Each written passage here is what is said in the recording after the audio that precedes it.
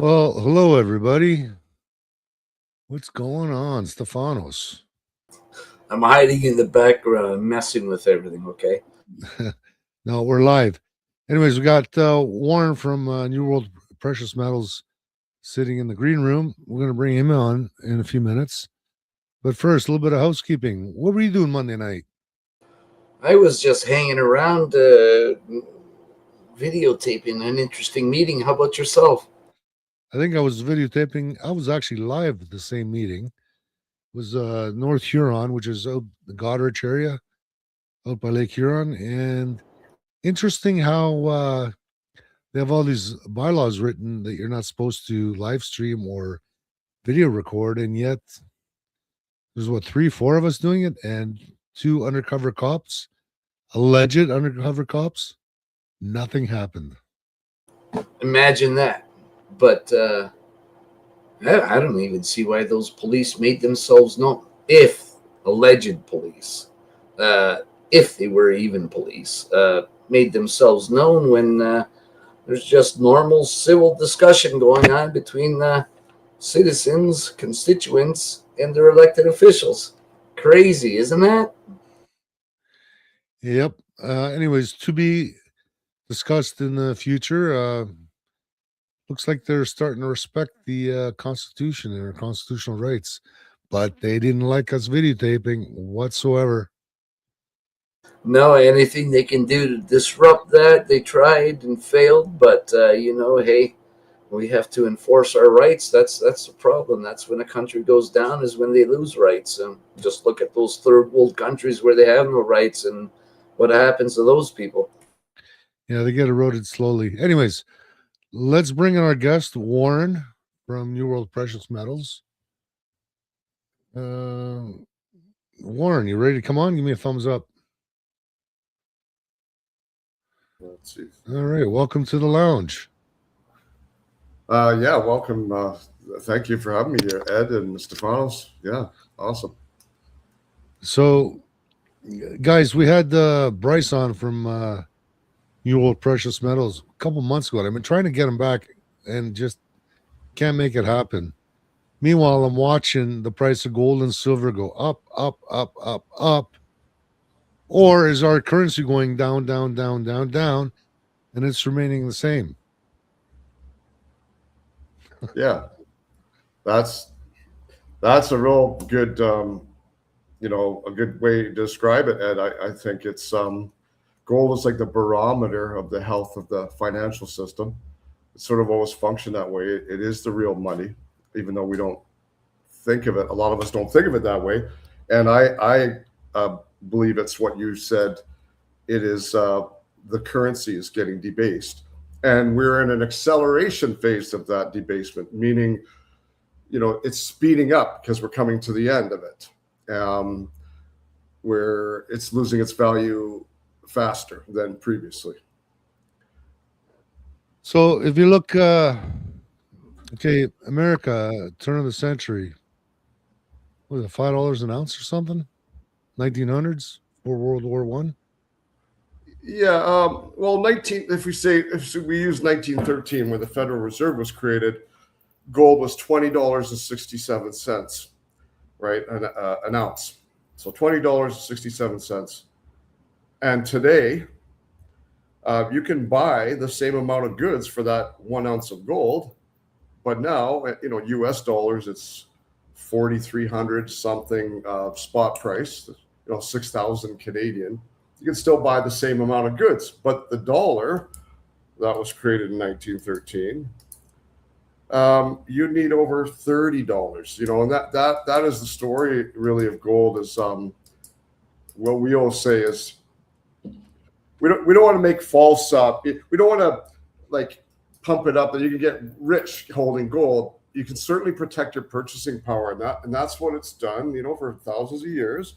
And that dollar worth, the purchasing power, where you need $33 today to buy the same thing that you could buy for $1 in 1913, yet gold, we can buy the same with that 1 ounce, tells that story very well, I think. I have a chart I could show. I'm not sure if you want me to show things like that. I have some presentation piece here, but you tell me what would you like to see? Okay, so what a lot of people don't understand is, okay, they got RRSPs, they got money in the stock market. What they're not telling you about the stock market, though, is okay, you have say I buy a stock and it goes up 10% this year. Well, I'm thinking, okay, I made 10%. That's pretty damn good, because in the bank I'd only make 1.5%, maybe 2%, if that. But here's the big but, guys. You made 10%, but if inflation was 12%, you're actually down 2%. And I'm not exaggerating. That's happening every day. Ed, I'm just going to drop off here a second. I got to attend to my dog. It's screaming. It needs to go outside. Yeah, it's nice and warm. That's why it wants to go outside. I'll kick you off. Yeah, so, like I was looking at stocks. People are saying the stock market is overvalued. You got a magnificent 7. Price earnings ratios of 100 to 1. So that means if you invest $100, maybe you'll get $1 back at the end of the year. That's ridiculous. But they're saying, but the price of the stocks went up. Okay, so what does it go up? You don't think it's going to come back down? Price to earning ratio of the stock market was traditionally 15 to 25 to 1 was the stock you'd consider buying. 25 to 1, nah. It's got to be a really good stock. It's got to have capital appreciation. Otherwise, it's just not worth it, because you lose your wealth, your hard-earned money that you're trying to save. It's getting eaten away by inflation. Am I right or am I wrong? No, you're right on the money. It's very sort of deceiving in a way. Like this private creation of money, where a central bank like the Federal Reserve creates money, we've bought into the system where it's okay to have a certain amount of inflation every year. So right now I think their mandate is to keep it around 2%. But that's cumulative for one thing. That's we need 2% more every year. But the CPI index, the basket of goods and services that they use to measure that inflation, I think since the late 80s, early 90s, it doesn't include all food costs of all things, energy costs. It doesn't account for the increased taxes that we have. So I think, I think, Ed, we are like double digits instead of the official inflation rate, which I believe 2 point something. Last time I saw the government stat, it was 2.4. But the true cost of living is closer to 10%. I'd say it's 8 to 12. That's my own sort of math. Around 10. Let's just say double digits. So you have a lot of elderly people who have they're invested in GICs, which are traditionally been good because they're conservative. They pay a guaranteed payout, and now at 4 to 5%, especially with older people, everybody, but especially them who worked all their life, getting 4 or 5%, but the real inflation is double digits. You're going backwards. It's criminal, right? It's an inflation, and it's like a hidden tax. Inflation is, and it's the very nature of the system where a central bank, a private, the Federal Reserve. There's no. It's not federal, and there's no reserves. Printing money along with the government. There's a lot of problems with it, and one is that the currency keeps getting debased, and they don't have a lot of options now when we're in this phase we're in now where the debts are unsustainable. Canada's debt, the United States at 38 trillion, their sovereign debt, it's not payable now. We're past that point, right? So yeah, the fiat currency, and the thing about the fiat currency getting beat up here, where it's getting devalued and it's accelerating, is nothing new. We just haven't seen it in our lifetime. But if you look back in history, you can see the empire is 100 years, every 100 years, 80 to 100 years. It happens. It's repeating. So it's not new. And gold and silver always reassert themselves during those transition periods into a new system, a reset, a transformation, whatever we call it. So that's what's happening. So, okay, let's talk a little bit about what's going on with silver. Yeah, we say we love gold, but we love silver even more. Why would we say that? Like, people say, oh, you need it for batteries, you need it for solar panels. Yeah, it's got industrial uses. It'll also sterilize water, because when the ships used to cross the Atlantic, keep the fresh water fresh, you throw in a silver sterling coin or coins, and that would keep the water from going rancid, because silver does have antibacterial properties, if I'm not mistaken. It does, yeah. Yeah, like a lot of our ancestors used colloidal silver. They're finding the medical system's finding new uses. I heard something a while ago. Those strain-resistant bacteria, like where we don't have many antibiotics left to hit them down with. Well, silver comes in, and it could kill the bacteria that the other antibiotics could not, because it works in a different way. So that, the whole medical part of it, which we probably, we're learning all the time. It's humanity. That's the way it works, right? We don't know everything. There's that. Then the industrial demand that you're talking about keeps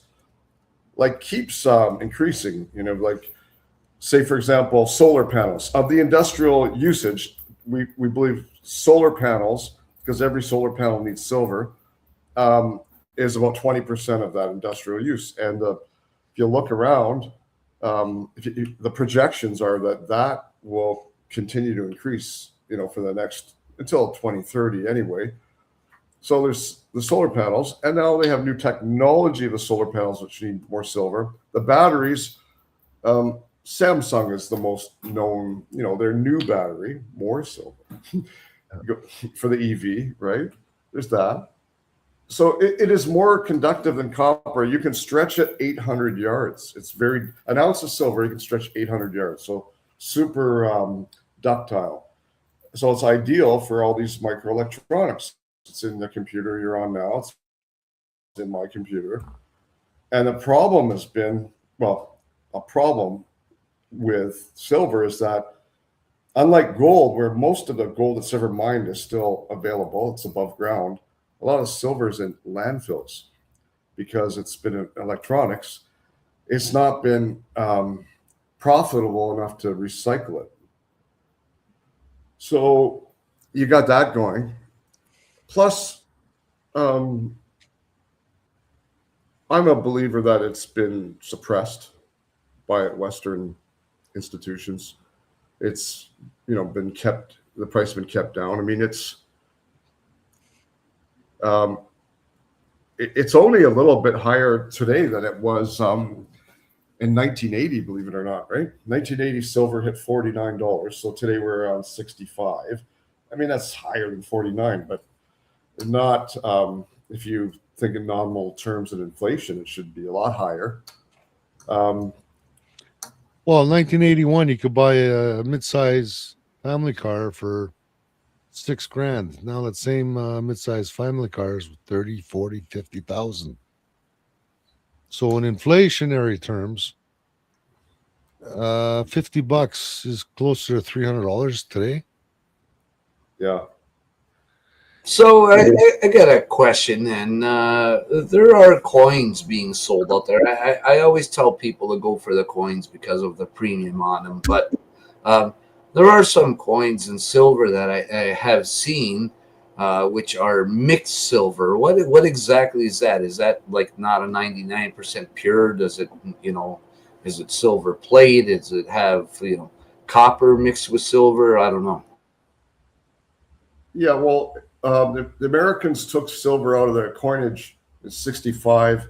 Canada, we followed suit. I think we were like 68 or 69. And so, they didn't have 100% silver, but we call that junk silver. It's very, we as a company, New World Precious Metals, we don't sell the junk silver, but it is, it's very, it's lucrative to hold it, because you get it cheaper, and it's got silver in it.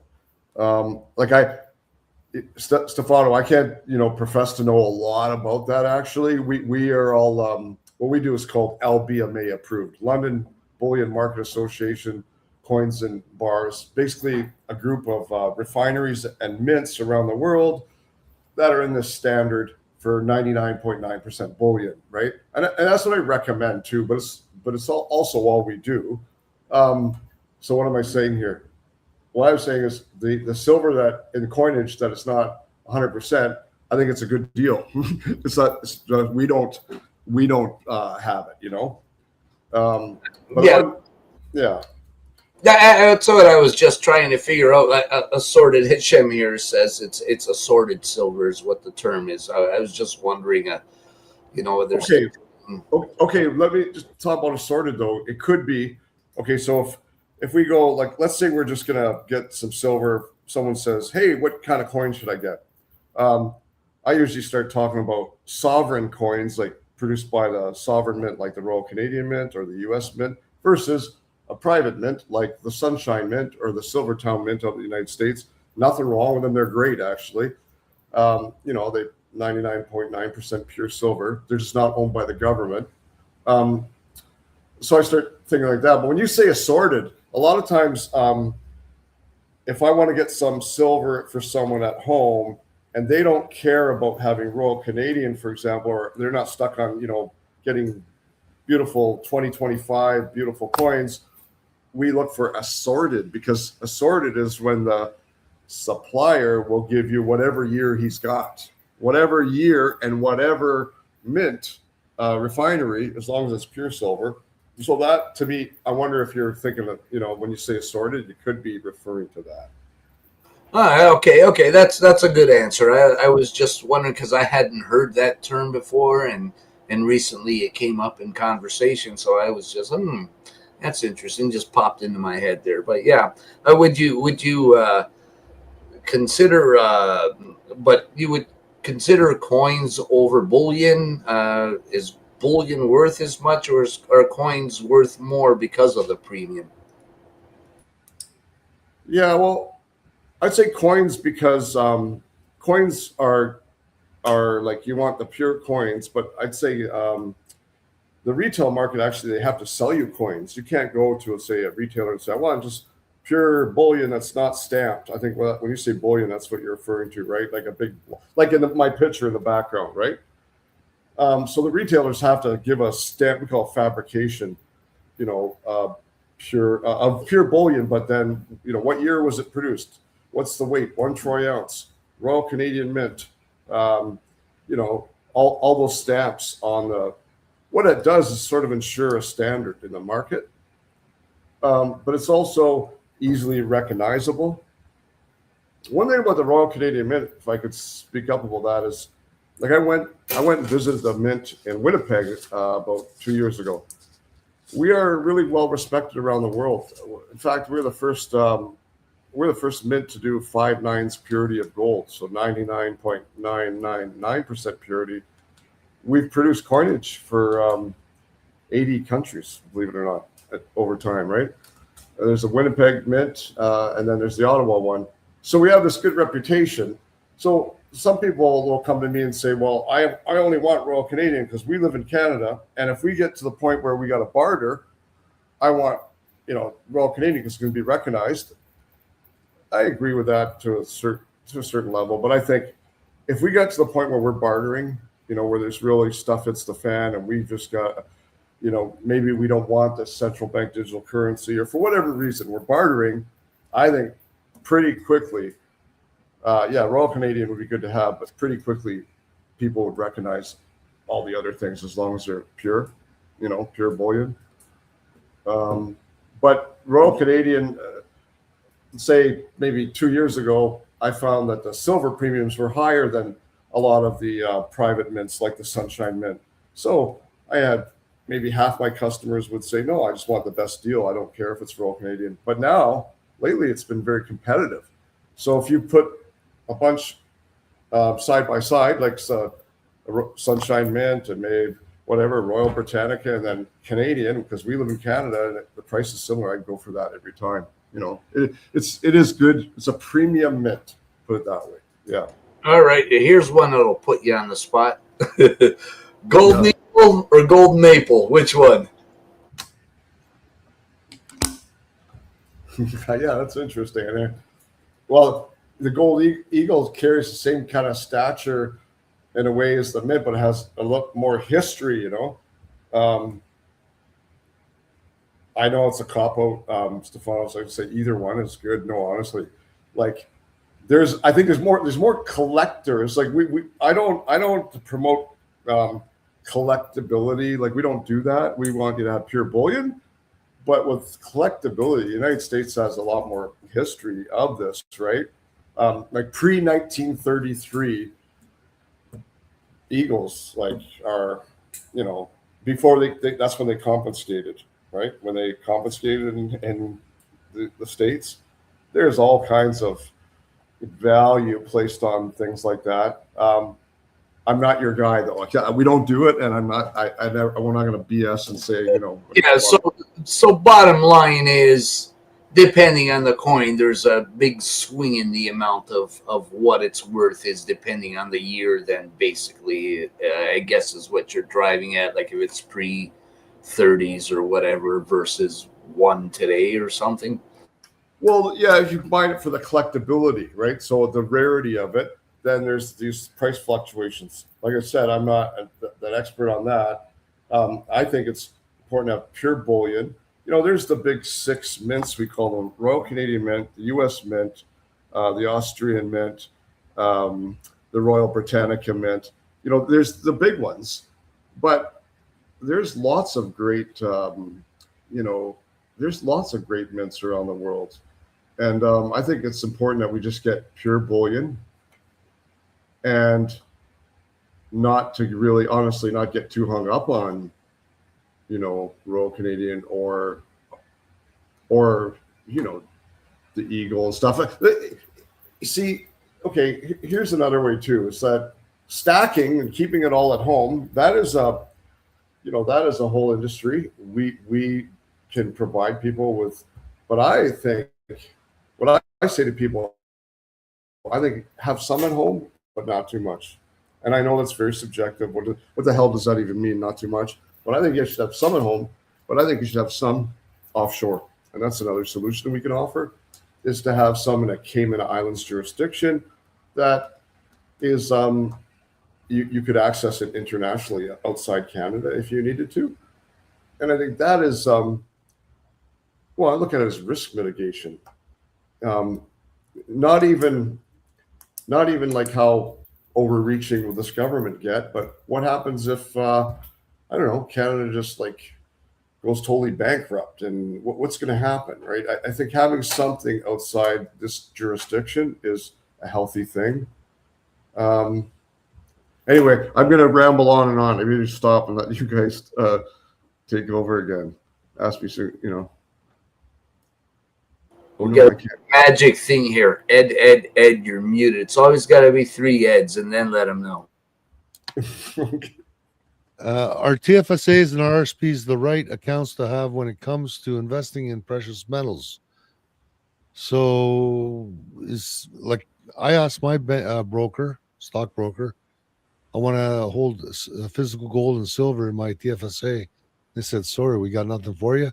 Well, you can buy some stocks like SLV, or I said, no, I don't want paper silver. I want real silver. They couldn't do anything for me. You guys got any options for that? Yeah, absolutely. Yeah, we can do that. So we're a partner with Questrade. Questrade is the only financial institution in Canada that lets us hold physical precious metals in those registered accounts, like the TFSA, the RSP, the RIF, the LIF, the LIRAs. So yeah, we have a lot of clients because a lot of clients in that program. We've been a newer precious metals. We've been a broker with Questrade about 7 years. I think we're the number 2 broker they ever had. I think there's about 5 or 6 of us now in Canada. We're not the only ones, but we know the program very well. And I also want to say here, we're not financial advisors. We know precious metals very well, right? So when you start, telling people, hey, you should cash out your RSP, maybe. I know that's not the question here. I'm very careful. I don't tell people that because it's a tax question.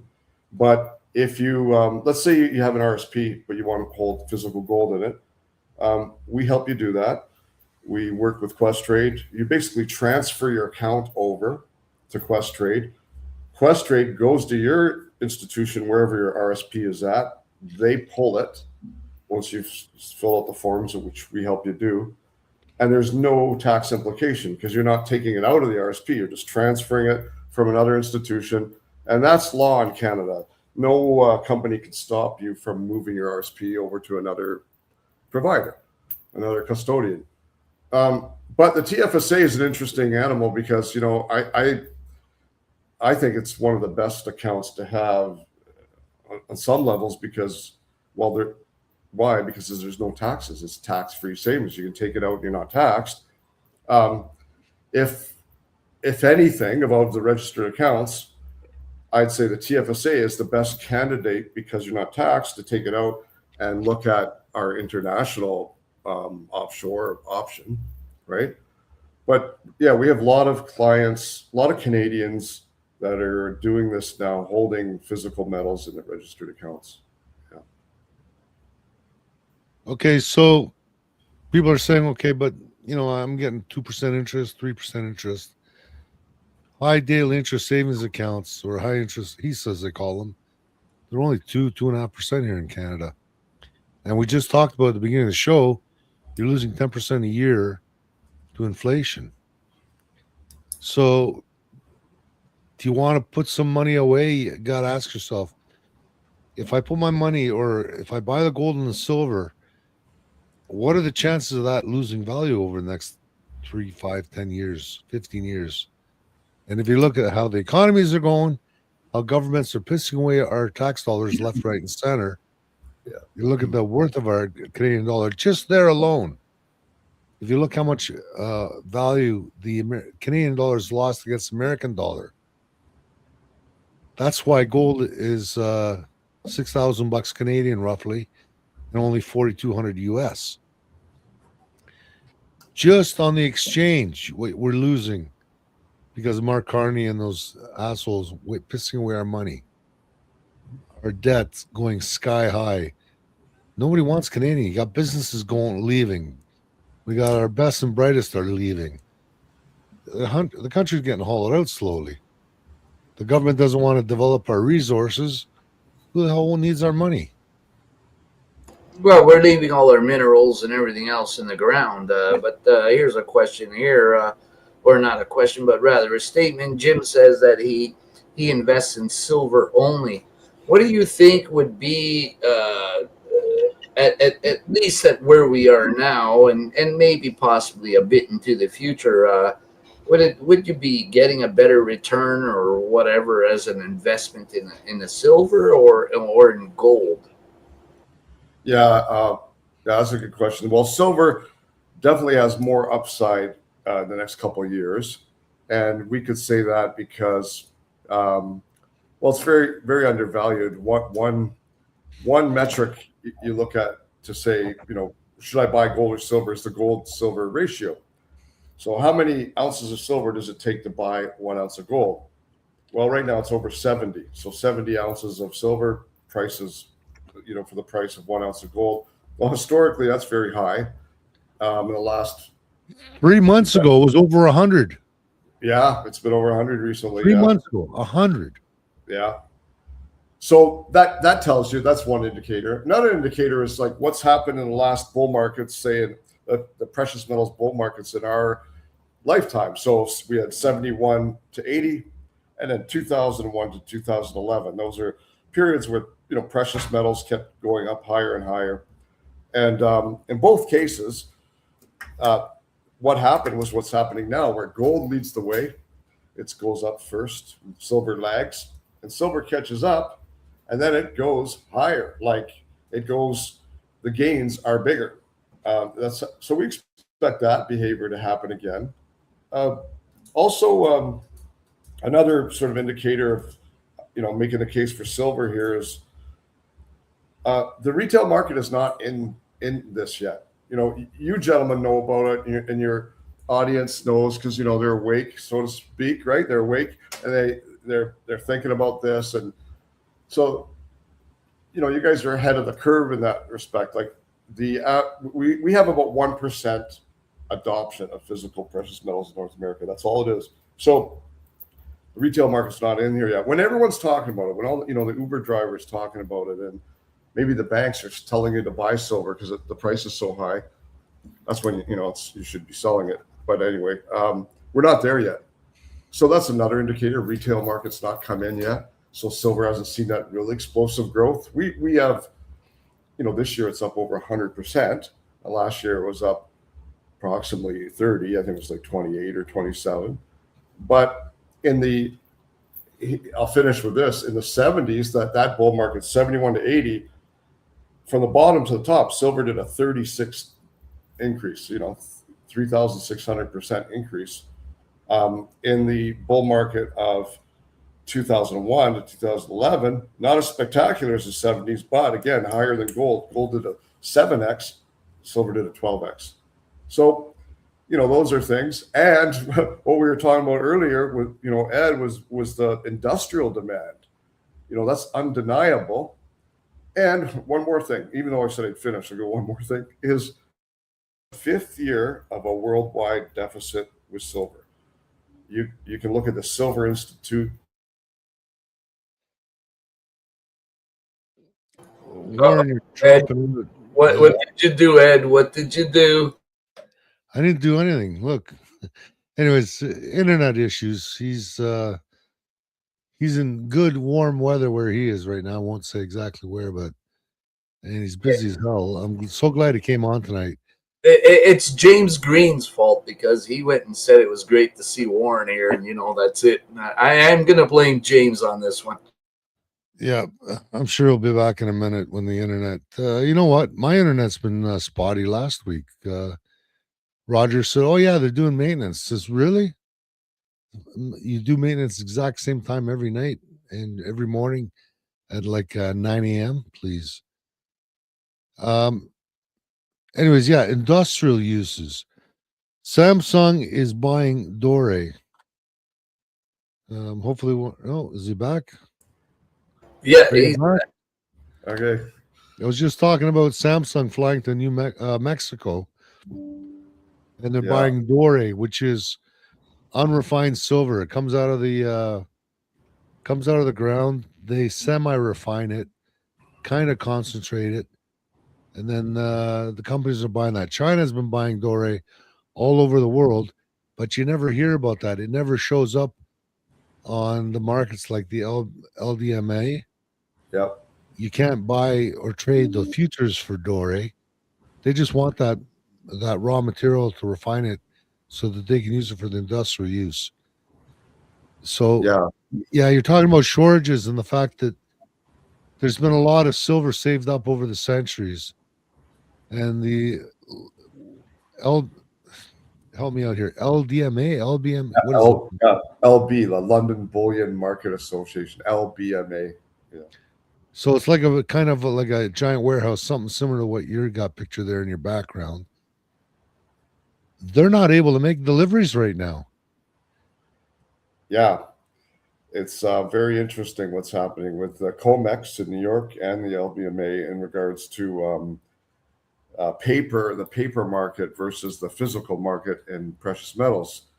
And what's been happening, you mentioned SLV before, Ed, you know, that's the biggest ETF for silver. I look at it like it's almost like with banking, where we have a fractional reserve banking system. They don't have all our deposits either.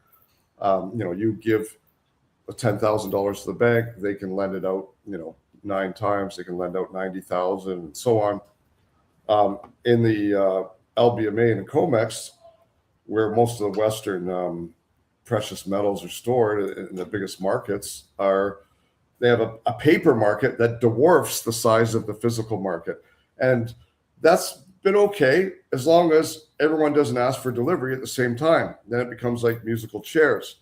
But what's been happening is the world's woken up to what's really, you know, going on is that they don't have all the physical.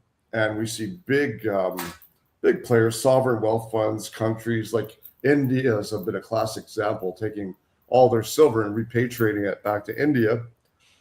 And so it's it's sort of like the jig is up, where the emperor has no clothes. And you know, instead of rolling over the contracts, I mean, there's lots to be said about, like, we only do physical precious metals, and that's what I think people should do nowadays. But, you know, having said that, there's something, I guess, if you're really into it, to if you want to trade in gold and silver, then I would get the paper gold and silver. So, you know, you're paying at the spot price, you're not paying storage fees, you can sell right away. But here's a statistic. So in the COMEX in New York, where a lot of silver is, from May this year to May last year, there's a 700% increase in requests for delivery. So instead of rolling over the paper contracts, these big entities are saying, I want the physical. And it ties into bigger macroeconomic things, like with China, because China has, you know, they have the Shanghai Gold Exchange since 2002, and they deal in a physical market. And so it's like a lot of the Western financial system, where, you know, based on derivatives and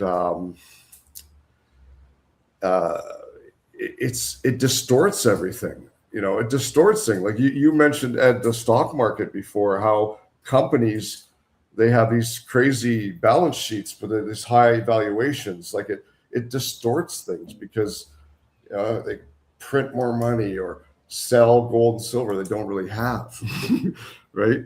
And it's got us into this mess, the financialization of things instead of real physical assets. And you know, luckily gold and silver, and you know, that's what it is. It's the physical, tangible asset, and that's what we should go for right now in this crazy world, is to have physical things. Okay, I'm going to ask Sir Stefanos, but this is really important. And this is going to tie right into why I urge people to stay away from paper silver. What is rehypothecation? For me, Yeah, what does rehypothecation mean to you? well, it's when you take some silver, like, and you lease it out to someone else, and then they can lease it over there, and so you don't have. I've sold the contract, but I don't have the physical, so it's rehypothecated, and it's like, what is really in Fort Knox? Does Fort Knox really have the 8,133 tons? We don't know. Some people, their theory is that it's been hypothecated so much that it's not all really physically there. I know since Trump took power, a lot of physical metal has been coming back into the United States. Okay, I'm going to try to simplify this for our viewers, if I could. Okay, Yeah. I went and I bought an ounce of silver. Yeah. And then Stefanos says, "Hey, you got silver?" And I says, "Yeah." It's okay, lease it to me. I says, "Okay." I give him the silver and I lease it to him. And after a year, you're going to give back or whatever the terms are. But my books say that I've got that ounce of silver. Stefanos has also got that ounce of silver on his books, but there's still only 1 ounce of silver. Now Stefanos goes and he says, "Warren, you want to lease an ounce of silver?" You say, "Sure, I'll take it." You go and you lease it. So now there's 3 ounces of silver on the books, but there's still only 1 ounce of silver. Now Stefanos asks for the ounce of silver back. You say, "Oh, I'm sorry, I leased it out. Let me get back to you on that." And then you go to the person you leased it to, and they says, "Look, I need that ounce of silver back." "Oh, sorry, man, I leased it out." Yeah. This is the crux of the matter. And this is why there's 300 times more paper silver than there's actual physical silver. 300 times at least. Am I wrong? Isn't that something like what the banks do when they lend money out to people too? Isn't that they can take $1 and lend it out to 100 people, and everyone's got this $1 supposedly. Yeah. I have a slide if you want me to show it. It shows a picture of the physical versus. That'd be great if you can. Okay, so how do I share? Just go present. See the little plus sign on the TV? Yeah. Okay, so present slides and PDFs. Okay. You can share the screen if you want. Okay, we currently support upload the file. No, I want to share my screen. Share screen. There it is. I always make sure I have the porn sites closed at that point. Okay, so I'll go window. Okay, there it is. Okay, do you see the silver paper versus physical? Do you guys see that? Yeah. So the red is the physical. Like you said, at 300, this is 380 to 1. Look at this one with gold. So this is the LBMA. So the picture at the bottom on the left-hand side, that's the amount of trading that is done in London with gold, paper trading. But the middle slab, that's all the gold that's been mined in history. So that gives you an idea of, the size of the paper trading that happens. It just dwarfs the physical, right? And here's the other thing I mentioned earlier. So this is gold deliveries from the New York Commodities Exchange. Increased 700% from May 2024 to May 2025. So yeah, all those things are happening. So it makes sense to keep the physical. Yeah, I wouldn't buy the paper either. I don't sell it. I'm sort of biased, I guess, in that sense, but I still think people should buy physical. Yeah. Well, yeah, supply and demand. Okay, that's the first thing. That's why silver is going to do better than gold, because silver's got more industrial uses in electronics, especially the Samsung battery is going to use a lot of silver. A lot. and it's going to be an awesome battery when it does get out there. Like 45-minute recharges to like 100% or something. A lot safer. Apparently, they don't melt down. They don't catch fire. Like, it's the battery. It's another year and a half away. But once that thing goes into production, now do you understand why the executives from Samsung are going directly to miners in Mexico? And Mexico, I believe, has the most amount of silver mines in the world. Correct me if I'm wrong. Yeah, they're the biggest producer. China's number 2. Mexico's number 1. And another thing about that, the silver mines, that makes silver, like, the supply somewhat inelastic, that only approximately 25% of the world's silver comes from silver mines. The rest is a byproduct of lead, zinc, copper, and gold mining. So if we're not, big on mining the other guys, we're not getting a lot of silver. Then that just throws another challenge into the mix of the supply. Yeah. Okay, so guys, we're going into a recession. If we're not already into a recession, and next year they're saying it's going to be worse than this year. So if a lot more people have less money to spend, because our taxes keep going up, because the government keeps wasting our money, our economies are going down. You guys can see that.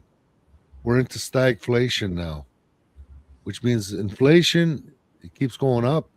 Our wages are stagnant, and life becomes more expensive. So you got less money to spend on stuff like, say, rewiring the house or building new housing. So building starts are down. The condo market's imploding. So that's going to come another year or two. That's good. Like, you're going to see a lot less cranes. So the economy is going to slow down. Less demand for copper, zinc, whatever other industrial metals, which means there's going to be less silver coming out of the ground too. But we got this battery coming on. They're still producing solar panels, still producing electric cars, still producing computers. The demand is still going to be there, but the supply is not. It's going to be getting lower and lower. And then you said we were in a deficit. So all the silver that's been stored in other places all over the world, LBMA, thank you. Yeah. Their stocks are going down to the point where they can't make the deliveries. You've got the new Shanghai exchange in China, which opened up, and their spot prices are what, $4 or $5 more than they are in North America on average, or what? Yeah, we've seen that. For the last couple of years, they'll price sometimes will go up higher than over here. And what I think what that does is it hastens the flow of physical metals from the west to the east. Because if you're a trader that could trade on both sides of the market, for example, you trade here and then overseas, you do the arbitrage, right? You buy the gold or silver here and you sell it over to China and make the difference. I think China is doing what China does. They play the chess game, the long game. And I think it's like using judo against the West in that, okay, the West, if you guys want to do all this hypothecation and you want to keep the prices down, suppress the prices through, again, sticking with facts, suppressing the prices. JP Morgan was fined $920 million in 2020 for manipulation of precious metals. And Canada, we're not really innocent. The Bank of Nova Scotia was also fined $127 million, I think 2019, for manipulation of precious metals. So back to the judo, if you're going to West, you're going to keep this price down. Okay, fine. We'll just buy lots of it. We'll keep buying it. We'll use your suppression against you. We'll keep buying it. And maybe keeping the price up higher, that's a trickle there too. Notice how the Chinese too, for a while, I'm not sure if they're still doing it, they're telling their citizens to buy gold. That, in my opinion, that's what the Canadian government should do, is say, look, sorry, everybody, we've got you guys in a real bind. And we think everybody should protect themselves with gold. Honestly, I think they should be doing that, but they don't. Maybe that's because the Canadian government has no gold. I heard that.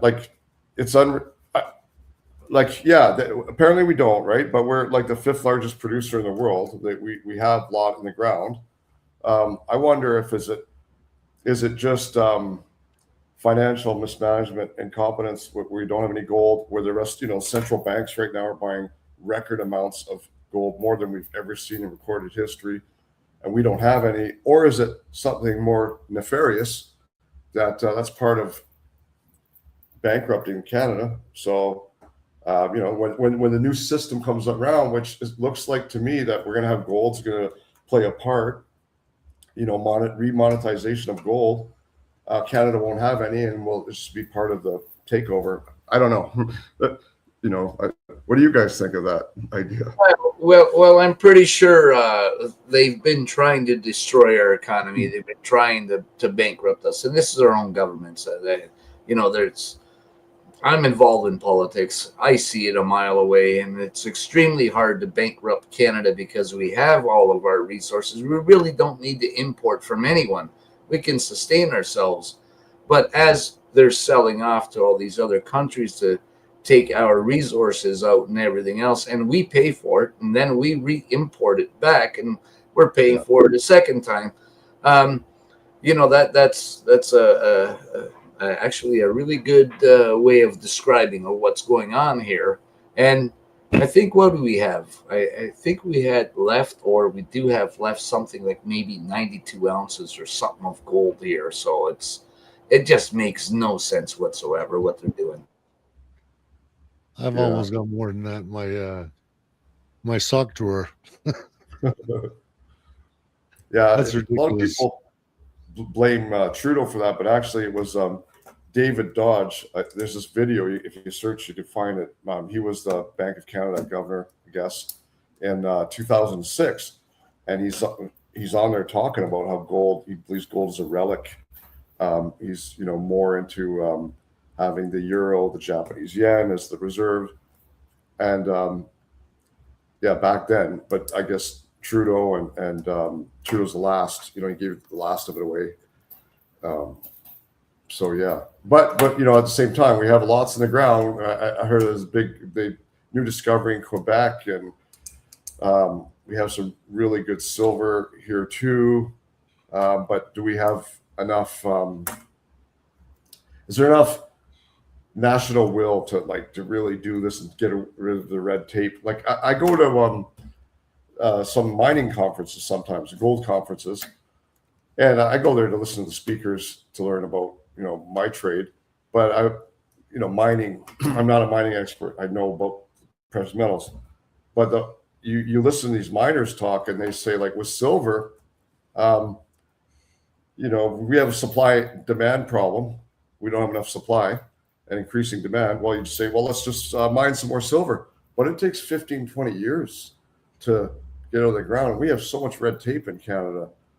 I'm not. I haven't seen it yet. These projects that Carney talks about. There's a lot of obstacles to it, and Okay, well, have you ever heard of the Ring of Fire in Northern Ontario? I have, but I don't know much about it. I was there in, I think it was the winter of 2007, 2008, or it could have been 2006, 2007, a long time ago. We landed on a ice runway, and apparently my 182 was the smallest plane they've ever seen there. We stepped out, and it was like minus 40 in running shoes. The guys say, "Oh, these guys are from Toronto for sure," because they recognize the Canadian plane. Anyways, they've been doing test drilling up in the Ring of Fire.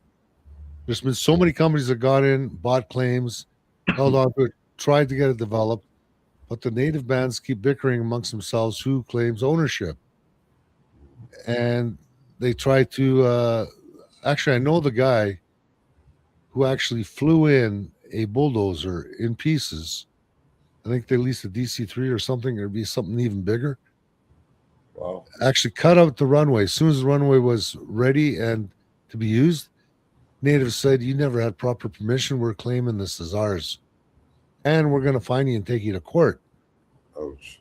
So the natives, they want the money coming out of the ground too. But the chiefs tie everything up in red tape. Doug Ford said they're going to develop the Ring of Fire 3 years ago, I believe.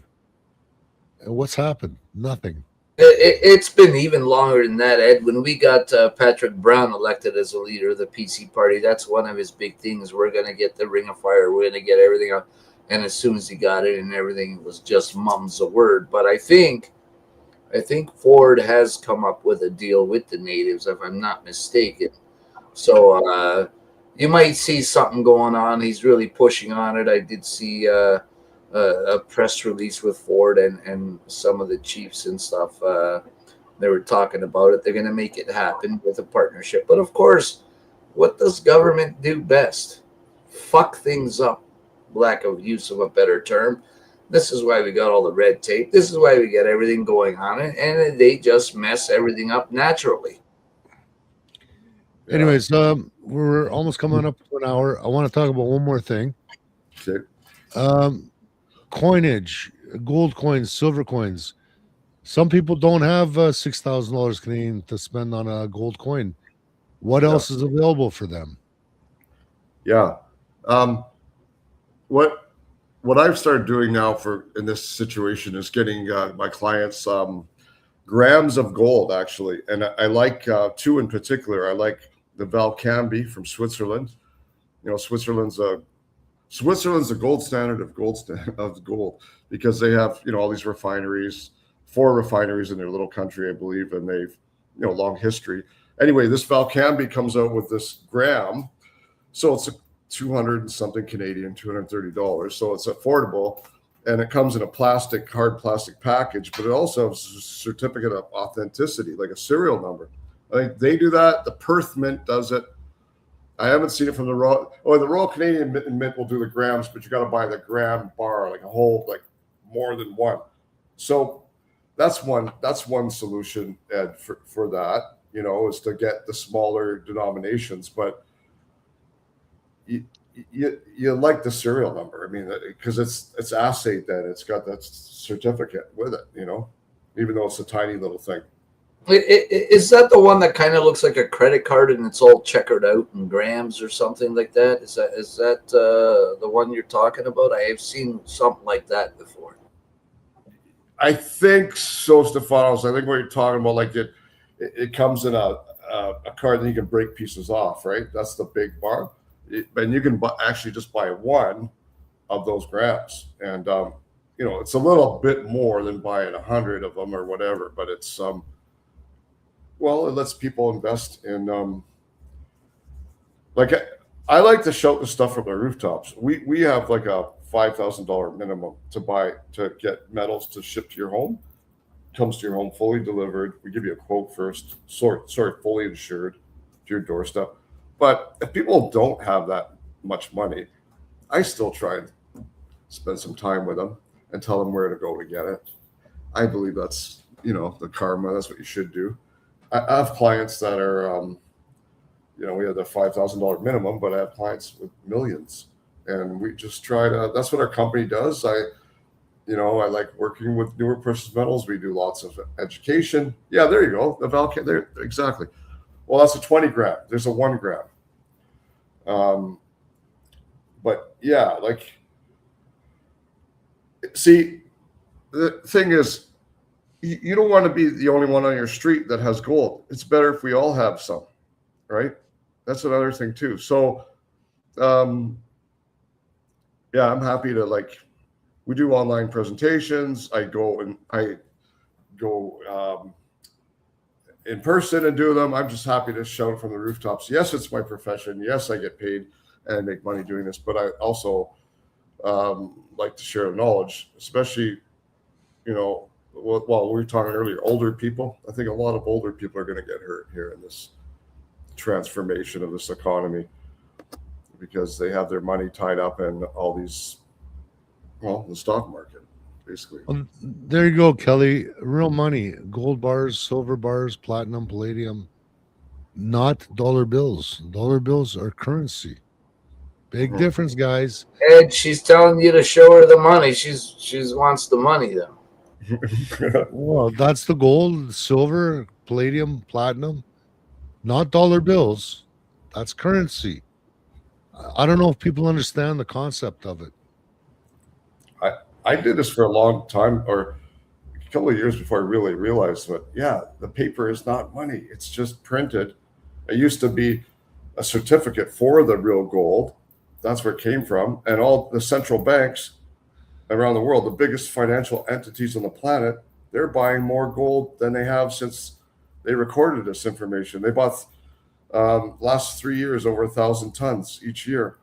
They're buying that. They're shedding the U.S. dollar. They're shedding the dollar, the fiat currency, because it's been printed into oblivion.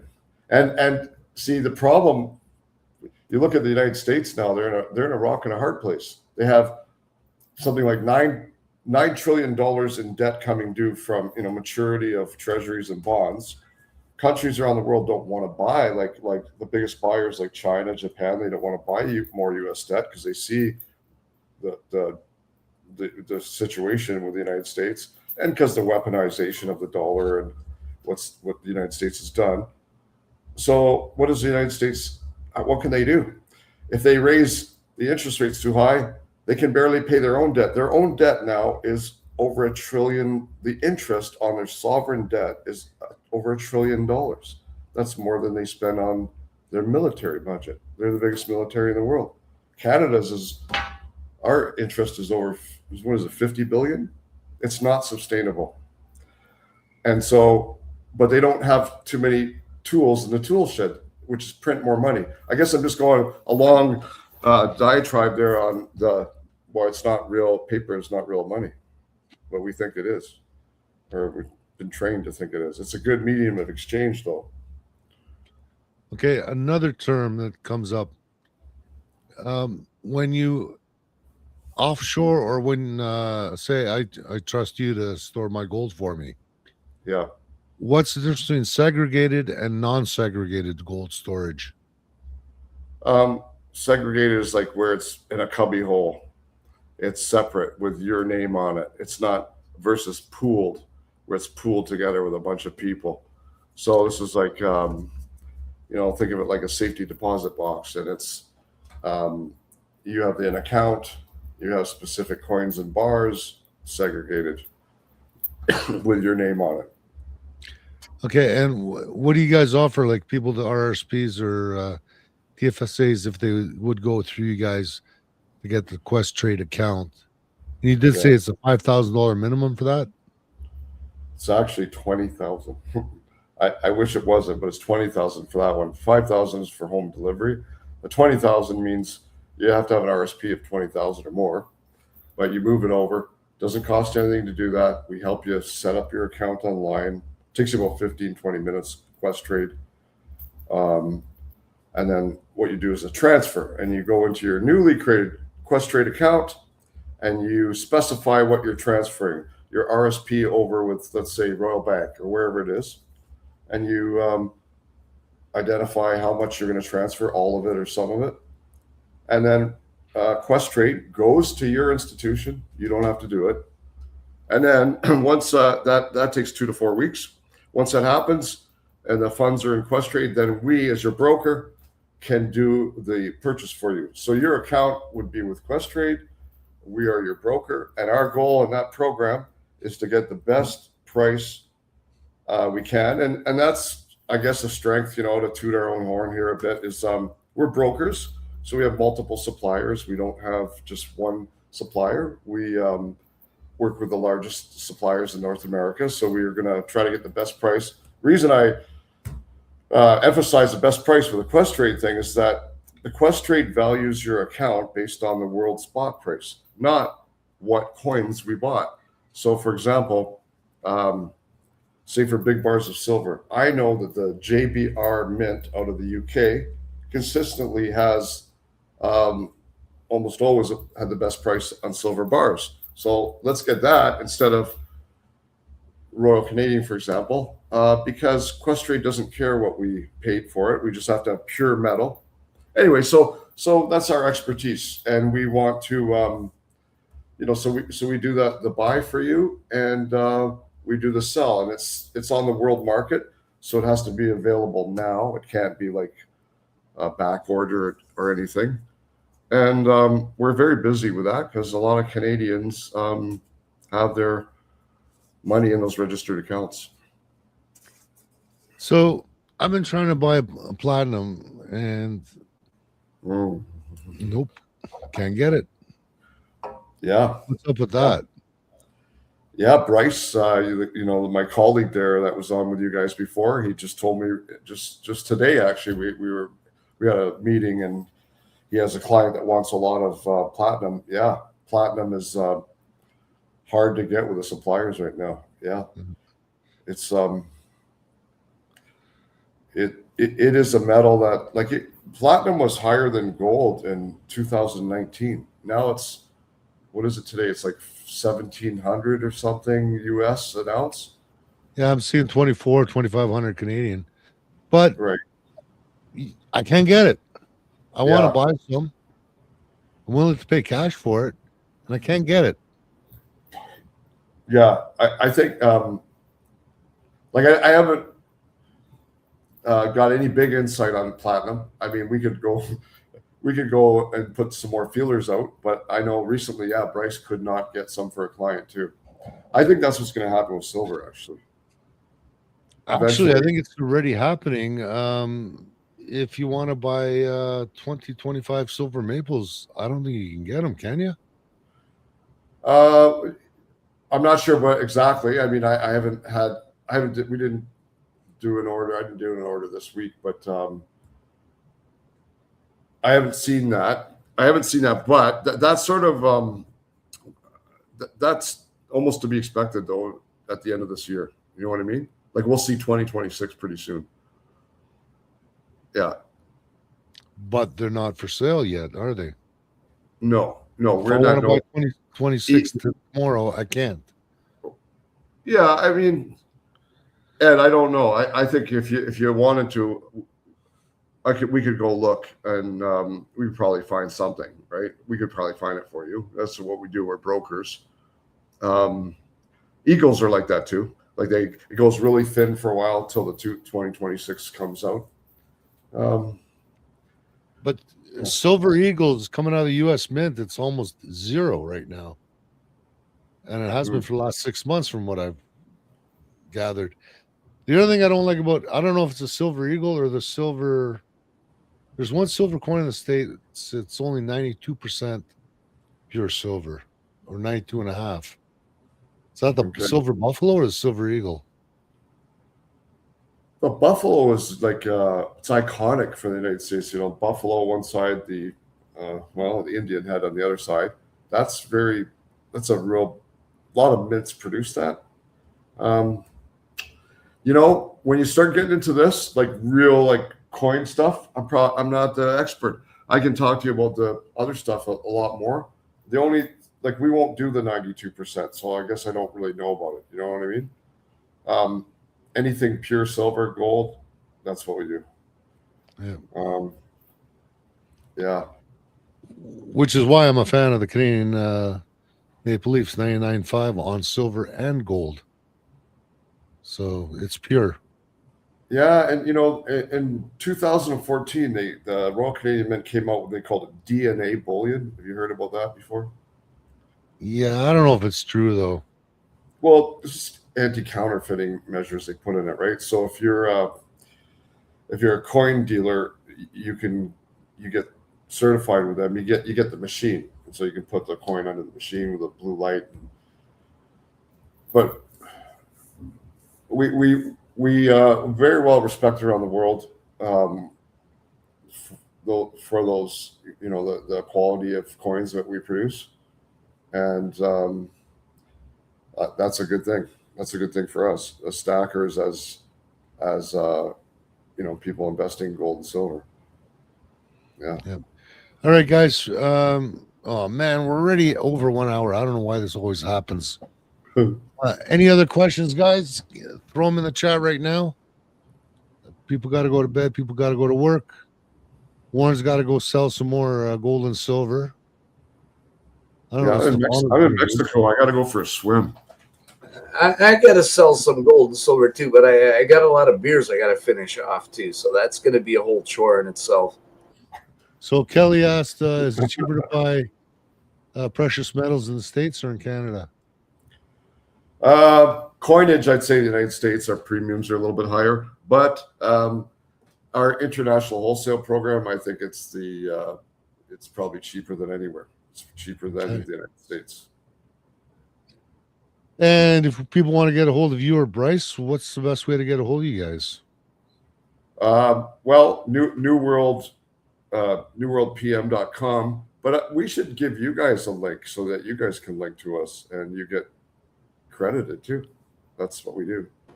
But, yeah, I don't have my link available right now in front of me, easily accessible. I don't know about Ed.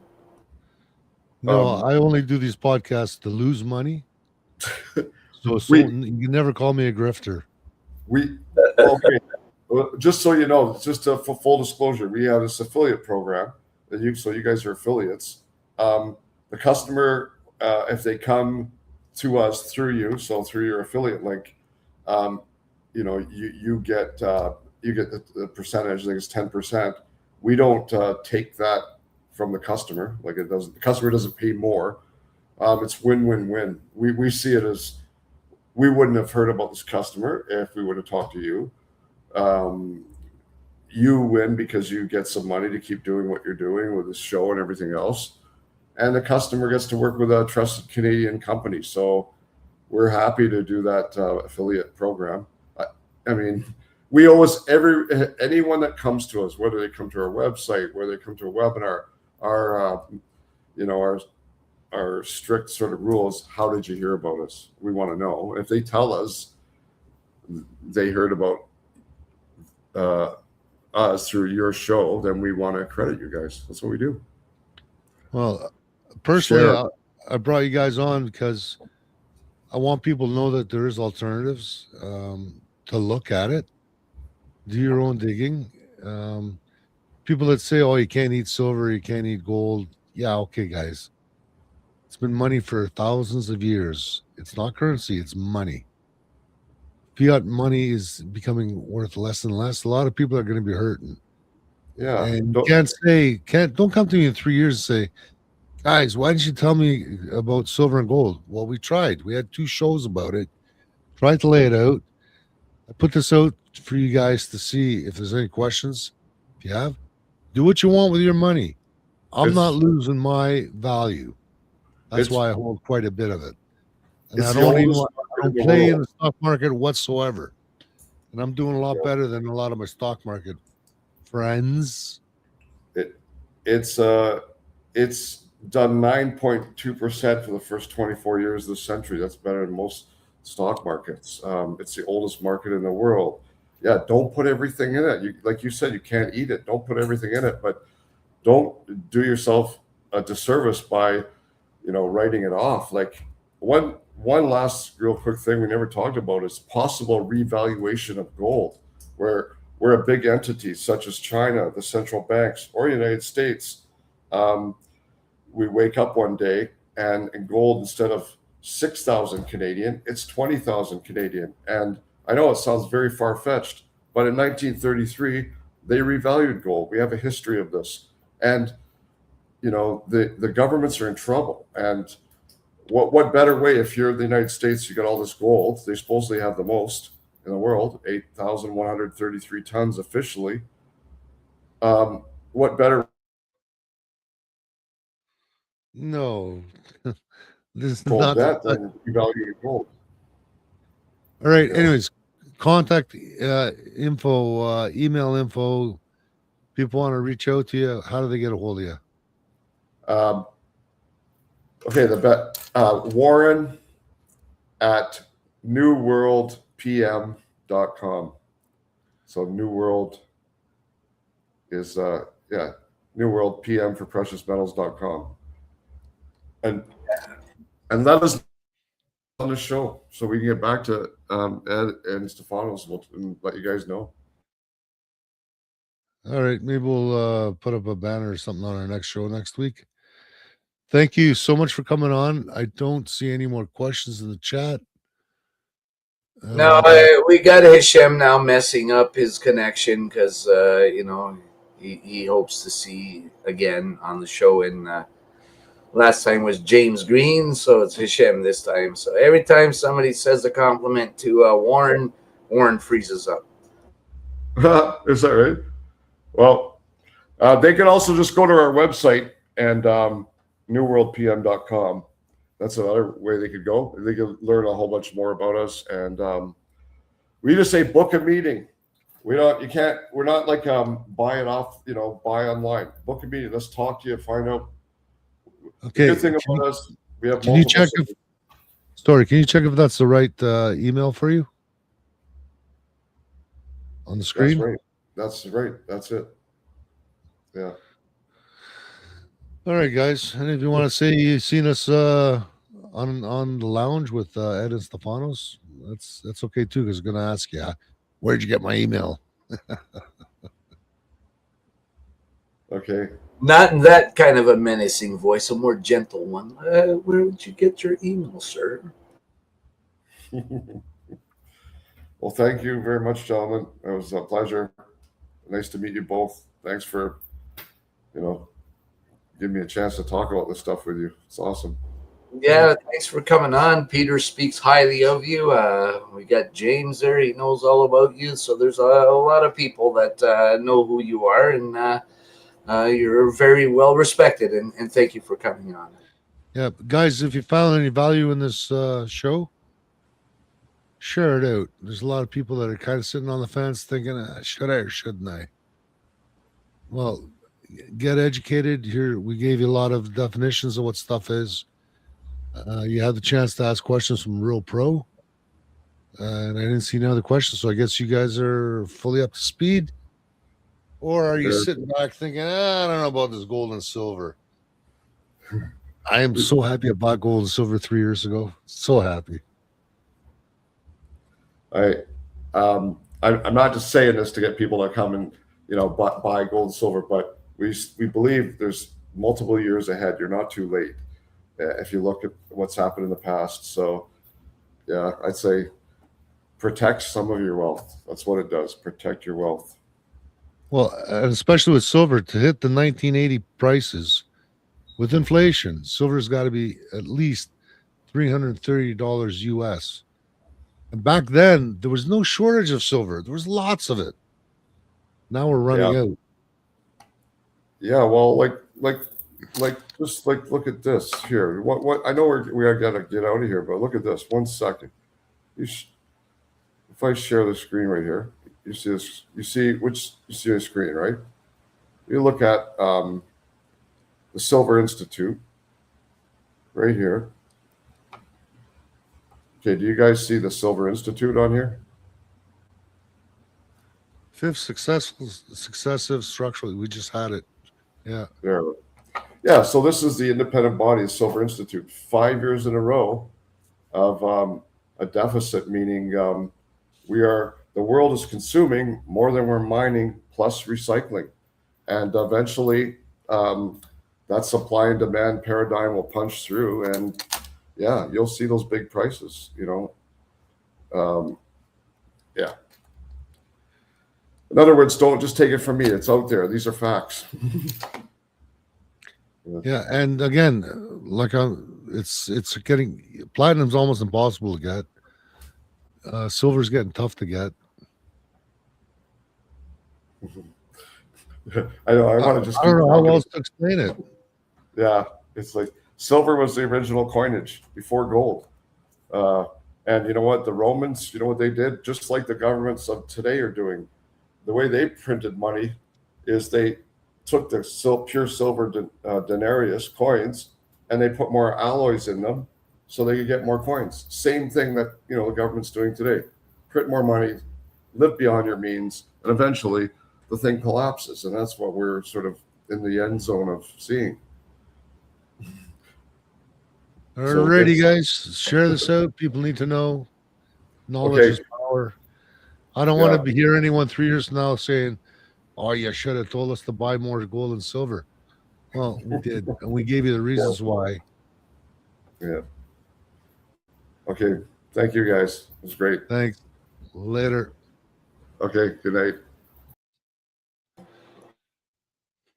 You want to be a Roman soldier? 25 ounces of silver per year. There you go. That's what he made.